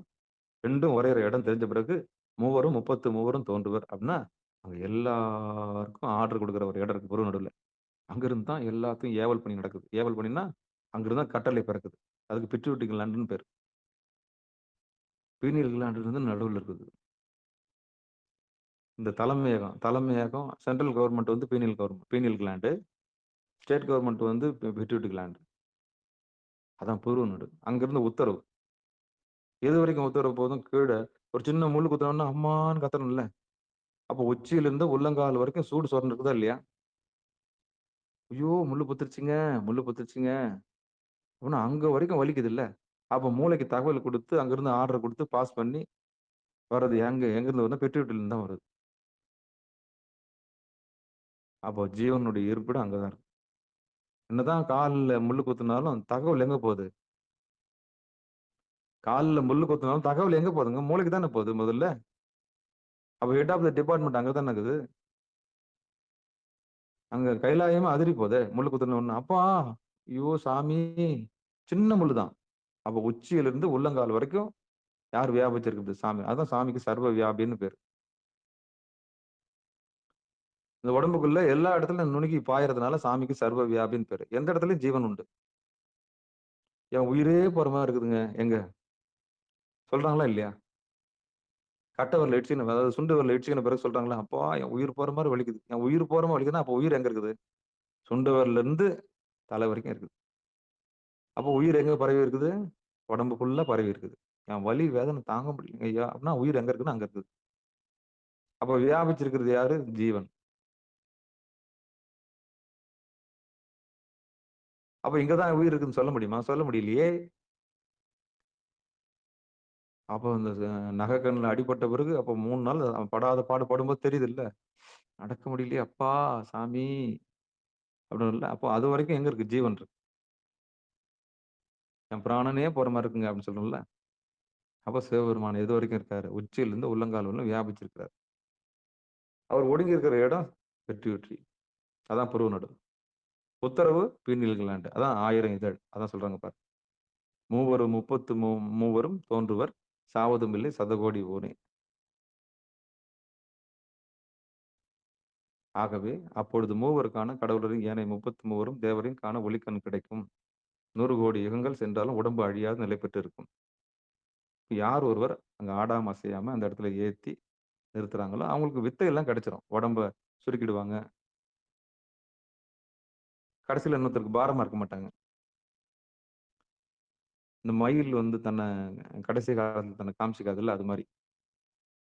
எங்கேயாவது ஏதோ வித்த கத்துக்கினாங்கல்ல, வித்த கத்துக்கணும் எங்க வேணாலும் போய் மறைஞ்சுக்கலாம். அதான் என்கிட்ட கேட்பேன். மார்க்கண்டேயன் இப்ப எங்க இருக்கான்னு கேட்பாங்க. வேணும்னே என்கிட்ட கேட்பாங்க சில பேர். சாமி அவர் தான் சாவாத வரம் வாங்குனார்ல எங்கன்னு. அவர் சாவாத வரம் வாங்குனாருங்க. 18 சித்தி ப அ 8 சித்தையும் வாங்கிட்டாருங்க. லகிமா, மகிமா. அணுவுக்கு அணுவாவும் இருக்க முடியும். அப்பாலுக்கு அப்பால உயர்ந்தும் நிக்க முடியும். குண்டாவும் இருக்க முடியும். ஒல்லியாவும் இருக்க முடியும். காத்தாவும் மறைய முடியும். அப்போ அந்த ஆற்றல் வாங்கணும். இதுக்கப்புறம் இந்த மல மூத்திரத்த வச்சு நான் என்ன பண்றதுன்னு சொல்லிட்டு ஒடுங்கி கூட இருக்கலாம்ல. இதுக்கு சாப்பாடு போட்டு முன்னுக்கே வர முடியாதுன்னு சொல்லிட்டு மாத்திக்கலாம்ல. டெய்லி மூத்திரம், டெய்லி டாய்லெட், டெய்லி மூத்திரம், டெய்லி டாய்லெட். அப்ப என்ன பண்ணிருப்பாங்க ஞானிங்க? அதுலருந்து விடுதலை வாங்கியிருப்பாங்கல்ல. அட்டம்மா சித்தி கிடைச்ச பிறகு அவங்க லேசா இருக்க தானே ஆசைப்படுவாங்க. அப்ப என்ன பண்ணுவாங்க? எவ்வளோ பெரிய சித்தி கிடைக்கும் இந்திரலோகம்ல. கைலாயத்தையே ஆள்ற வாய்ப்பு குடுத்தாலும் நம்ம என்ன பண்ண முடியாது. சாமியோட திருவடி மட்டும் போதும்ன்னு சொல்லணும். அதான் நல்ல சாதகருக்கு அழகு. இதான் பதஞ்சலி சொன்னாரு. "எப்பப்பா எனக்கு வேணாம் சாமி. உனக்கு காளி வேணுமா? நான் வேணுமா?" சூப்பரா செக் வச்சாரு பதஞ்சலி. எனக்கு காளி வேணான்னாரு. ஏம்மா மணல்ல கயிறு ஆக்கி திரிக்கலாம், மறையலாம், போலாம், வரலாம், எங்க வேணாலும் பயணிக்கலாம். ஆனா மறுபிறப்பு உண்டு அப்படின்னு பிறப்பு உண்டு. காளிகிட்ட போனீன்னா. பில்லி, சூனியம், ஏவல் எல்லாத்துக்கும் வித்தக்காரி அவ. நான் அந்த பக்கம் போறியான்னு கேட்டாரு. No, no, no, never. எனக்கு நீங்க தான் வேணும். அப்ப உனக்கு அடையாளம் கிடைக்காது பூமியில பரவாயில்லையா? எனக்கு எந்த நேமும் வேணாம். எந்த புகழும் வேணாம். அதையும் சோதிச்சு பார்த்தாரு. இல்ல, இல்ல. சரி உனக்கு என்னதான் வேணும்? உங்க ஆனந்த தாண்டவத்த நான் பார்க்கணும். வேற என்ன வேணும்? நான் பார்த்தத இன்னொருத்தருக்கு சொல்லணும். அத நான் சூத்திரமா வகுக்கணும். இவ்வளவுதான் மேட்ரு. மாட்டிக்கினாரு. சரியா சாமி இந்த வரம் குடுக்கறதுல கெட்டிக்காரர் இல்லையா? அப்படியே குடுத்துட்டாரு. சாமி நான் உங்கள பார்க்கும்போது, உங்கள நான் வாழ்க்கையில அடையறதுக்கு என்னென்ன ஸ்டேஜ் நான் கடந்தனோ, அந்த ஸ்டேஜ் எல்லாம் எனக்கு என்ன பண்ணி குடுங்க. நானு வர்ற பாமரனுக்கு நான் சொல்லி தர்ற மாரி, நான் ஒரு புத்தகம் எழுதுவேன். அந்த சூத்திரத்த நான் எழுதி குடுத்துருவேன். அப்படியே ஆகட்டும்னாரு. முடிஞ்சு அதுதான் யோக சூத்திரம்னு பேரு. ஆனா, அந்த யோக சூத்திரத்துக்கு முன்னாடி திருமூலர் என்ன பண்ணிட்டாரு? அட்டாங்க யோகம்ன்ற பேர்ல இதுல சொல்லிட்டாரு. சமஸ்கிருதத்துல அதுக்கு பதஞ்சலி யோக சூத்திரம்னு பேர். வடநாட்டுல அதை கொண்டாடுவாங்க. வடநாட்டுல என்ன பண்ணுவாங்க, அதை தூக்கி கொண்டாடுவாங்க. அது எங்க இருந்து வந்தது? நம்மால திருமூலர் புட்டு புட்டு விளக்கிட்டாரு. சமஸ்கிருதம் படிக்கிறவங்களுக்கு அது பெரிய சூத்திரம். எது? பதஞ்சலி யோக சூத்திரம். ஆனா திருமூலர் என்ன பண்ண மாட்டாங்க, திருமூலர் விளக்கி இருக்கிறது எல்லாம் படிப்பாங்க. படிச்சு என்ன பண்ணிக்குவாங்க, அதான் சொன்னானே, எல்லா வித்தையும் இங்க கத்துக்கிறது, அப்புறம் போய் என்ன பண்றது, அது குப்புற விழுந்தாலும் மீசையில மண்ணு ஓடலன்ற மாதிரி அவங்க சமயம் தான் பெருசுன்னு பேசுறது. என்ன கூத்து இதெல்லாம்! சிவபெருமான் சிவசிவா. எது எப்படி இருந்தாலும் சாமி கிட்ட வந்துதானே ஆகணும். நந்தியம்பெருமான்கிட்ட வந்தானே, அங்க உண்மை வெளிப்பட்டு தானே போகுது. சிவபெருமான் சிவசிவா. திருச்சிற்றம்பலம். சரி, ரொம்ப ஆழமா போயிடுச்சு. நாவின் நுனியை நடுவே விசிறிடி விசிறி விசிறின்னு வருது எனக்கு. சிவிரிடி சீவனும் அங்கே சிவனும் உறைவிடம் மூவரும் 33 தோன்றுவர் சாவதும் இல்லை சதகோடி புனி. அப்போ இந்த ஸ்டேஜ் எல்லாம் நம்ம சிகாரத்தில் இருக்கிற அன்பர்கள் நிச்சயம் வரணும் அப்படின்னு நான் வேண்டிக்கிறேன். அதுக்கு பேசிக் பிள்ளையார் சுழி போடுறதுல இருந்து அதுக்கு வடிகால் எல்லாத்தையும், அதுக்கு எல்லா ஏற்பாடும் அடியேன் செய்யறதுக்கு தயாரா இருக்கிறேன். நீங்க எல்லாருமே அந்த இந்த திருமூலர் சொன்ன அந்த எல்லா இடத்துக்கும் வரணுன்றதுதான் அடியனுடைய ஆசை. நீங்க எல்லாம் கடவுளர்கள்லாம் மாறணும்னு தான் என்னுடைய ஆசை. நீங்க எல்லாம் சுயம் பிரகாசமா மாறி அப்படியே ஜொலிக்கணும். ஆமா. நீங்க போனா அப்படியே எல்லாரும் பார்த்து ஆச்சரியப்படணும். ஆமா. நீங்க எல்லாம் கடவுளா மாறணும். உங்கள கடவுளா மாத்துற பெரிய கலையை நான் அடியேன்னு சொல்றேன். நான் சொல்லக்கூடாது. நான் ஒரு கருவியா இருப்பேன் அவ்வளவுதான். உங்களுக்கு உங்களையே அறிமுகப்படுத்துற மிகப்பெரிய கண்ணாடி மாரி இருப்பேன். சரியா? அப்படின்னு சொல்லி நிகழ்ச்சியில் பங்கெடுத்த அத்தனை உள்ளங்களுக்கு மனமார்ந்த நன்றி சொல்லி நிகழ்ச்சியை இதை நிறைவு செய்வோம். வாழ்த்து. பாட்ட பாடிடவா? நாவின் நுனியை நடுவே சிவிரிடீர் சிவனும் அங்கே சிவனும் உறைவிடம் மூவரும் 33 தோன்றுவர் சாவதும் இல்லை சதகோடி ஊனே. அப்ப கோயிலுக்கு போறது சரியை தொண்டு, கிரியை தொண்டு, யோகம், ஞானம். சரியை, கிரியை, யோகம், ஞானம். இந்த படிநிலையில நம்ம எங்க இருக்கிறோம்? நம்முடைய நிலைமை என்ன? எந்த சமயத்துல இருக்கிறோம்? எது உண்மையான சமயம்? எது மயக்கத்துல கொண்டு போய் விடும்? எது உலகத்துல கொண்டு போய் விடும்? எது சத்தியத்துல கொண்டு போய் விடும்? அப்படின்னு தெரிஞ்சு, புரிஞ்சு, நம்ம நிலைமை என்னன்னு கண்டுபிடிச்சு, இதுல ஏமத்துல இருக்கமா, நியமத்துல இருக்கமான்னு பார்த்து, அதுக்கப்புறம் ஆசனம் நம்மளுக்கு கிடைச்சிச்சா? அதுக்கப்புறம் பிராணாயாமம் கிடைச்சிச்சான்னு பார்க்கணும். அதுக்கப்புறம் பிரத்யாகாரம் வந்துச்சான்னு பார்க்கணும். அதுக்கப்புறம் தான் தாரண, தியானம், சமாதி. சரியா? கொஞ்சம் கொஞ்சமா போலாம். அப்ப இந்த பாட்டு பிராணாயாமம் பெற்றவர்களுக்கு, பிரத்யாகாரம் பெற்றவர்களுக்கு நிச்சயம் புரியும். ஏன்னா, அவங்களுக்கு மடமாற்றம் செய்யப்பட்டது. அவங்களுக்கு மூக்குத்தப்பட்டது. உபதேசம் பெற்றவர்கள் எல்லாம் மூக்குத்தினவர்கள். அதாவது இறைவனுடைய திருவடியை தெரிஞ்சு கொண்டவர்கள். அவங்க மூச்சு வெளியே போகாது. அதனால கூடுமான வரலும் கணவன் மனைவியா இருக்கிறவங்க 2 பேரும் என்ன பண்ணணும்? இந்த மூக்குத்தின மாடா மாறணும். அதாவது அடங்கிய மனத்தை கொண்டாந்து குரு நடுவுல நிக்கிறதுக்கான எல்லா ஏற்பாடும் செஞ்சுக்கணும். அதான் நல்லது. ஆமா. கேள்விப்பட்ட உடனே அதுக்கான முயற்சியை பண்ணிடணும். போதும். நம்ம சக்தி விரயமானதெல்லாம் போதும். அப்படி ஏதேதோ தேடி ஓடி ஓடி ஓடி ஓடி எனர்ஜி வீணானது தான் மிச்சம். அப்ப வீணா போற அந்த எனர்ஜிய ஒரு நடுவுல நிறுத்துறதுக்கு ஒரு ஏற்பாடு நம்ம என்ன பண்ணிக்குவோம்? அப்படின்ற ஒரு உண்மையை நம்ம கண்டுபிடிப்போம். சரியா? திருச்சிற்றம்பலம். சொல்லி சீக்கிரம் உபதேசம் ஏற்பாடு அப்படின்னு சொல்லி அதுக்கு வாய்ப்பு சிகாரம் சொல்லி கொஞ்சம் திருவக்காணியை வேண்டி பிராணாயாமம் புரிஞ்சுக்கலாம். சரி, சரி. இன்னைக்கு நம்ம பார்த்துட்டோம். சதகோடி இருக்கு.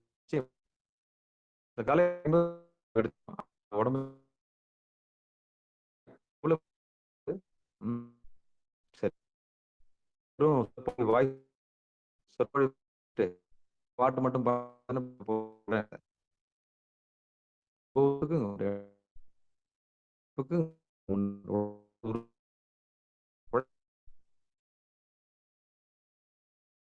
கிடைக்காம இருக்காது. கேட்டு உழைக்கணும். இப்ப எவ்வளவு கஷ்டப்பட்டு பாடியிருப்பாங்க. அதனால அதனுடைய உழைப்பை நம்ம போட்டாதான் நமக்கான பலனை நம்ம அனுபவிக்க முடியும்னு சொல்லி எல்லாரும் இந்த நிலையை அடையணும்னு சொல்லி வாழ்த்து சொல்லி முடிக்கலாம். மண்ணில் நல்ல வண்ணம் வாழலாம் வைகளும் எண்ணின் நல்ல கதிக்கு யாதுமோர் குறைவிலை கண்ணின் நல்ல அக்தூரம் கழுமல வலநகர் பெண்ணின் நல்லாளோடும் பெருந்தகை இருந்தது தனம் தரும் கல்வி தரும் ஒரு நாளும் தளபரியா மனம் தரும் தெய்வ வடிவம் தரும் நெஞ்சில் வஞ்சமில்லா இனம் தரும் நல்லனையெல்லாம் தரும் அன்பர் என்பவருக்கே கணம் தரும் பூங்குழலால் அபிராமி கடைக்கண்களே ஆறிரு தடந்தோல் வாழ்க அறுமுகம் வாழ்க வெற்பை கூறுசை தனிவேல் வாழ்க குக்கூடம் வாழ்க செவ்வேல் ஏறிய மஞ்சை வாழ்க ஆனைதன் அணங்கு வாழ்க மாறிலா வள்ளி வாழ்க வாழ்க சீர் அடியாரெல்லாம் வான்மிகில் வழாது பெய்க மலிவலம் சுரக்க மன்னன் கோன்முறை அரசு செய்க குறைவிலாது உயிர்கள் வாழ்க நான்மறை அறங்கள் ஓங்க நற்றவம் வேள்வி மல்க மேன்மைகள் சைவ நீதி விளங்குக உலகமெல்லாம் மேன்மைகள் சைவ நீதி விளங்குக உலகமெல்லாம் மேன்மைகள் சைவ நீதி விளங்குக உலகமெல்லாம் என்று சொல்லி நிகழ்ச்சியை இனிது நிறைவு செய்வோம். அன்பர்களுக்கு ஆன்ம வணக்கம்.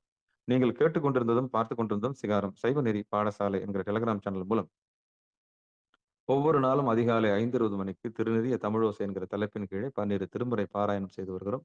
அந்த வகையில் சிவபெருமானுடைய பெரும் கருணையினாலே திருமூல நாயனார் இயற்றிய திருமந்திரம் என்கிற நூலினை ஒரு நாளைக்கு ஒரு பாடல் என்கிற வரிசையிலே சிந்தித்து வருகிறோம். நம்முடைய நிகழ்ச்சிக்கு வருகை தந்து சிறப்பித்த அத்தனை அடியார் பெருமக்களுடைய பொன்னார் திருவடிகளை மனம் வழி மேகலாலை வணங்கி மனமார்ந்த நன்றிகளையும் சொல்லி நிகழ்ச்சியை இனிதே நிறைவு செய்வோம். நன்றிங்க. அனைவருக்கும் வணக்கம். திருச்சிற்றம்பலம், தில்லையம்பலம். நற்றுணையாவது நமச்சிவாயவே. மேலும் இன்றிரவு 8 மணிக்கு பிறகு 9:50க்கு உள்நடத்து சிறப்பு நிகழ்ச்சியில் அடியார் பெருமக்கள் கலந்து கொள்ளும்படி பணிவன்போடு கூறி விடைபெறுகிறோம். நன்றிங்க. அனைவருக்கும் வணக்கம். திருச்சிற்றம்பலம், தில்லையம்பலம். ஐயா சிவாய நமங்க ஐயா.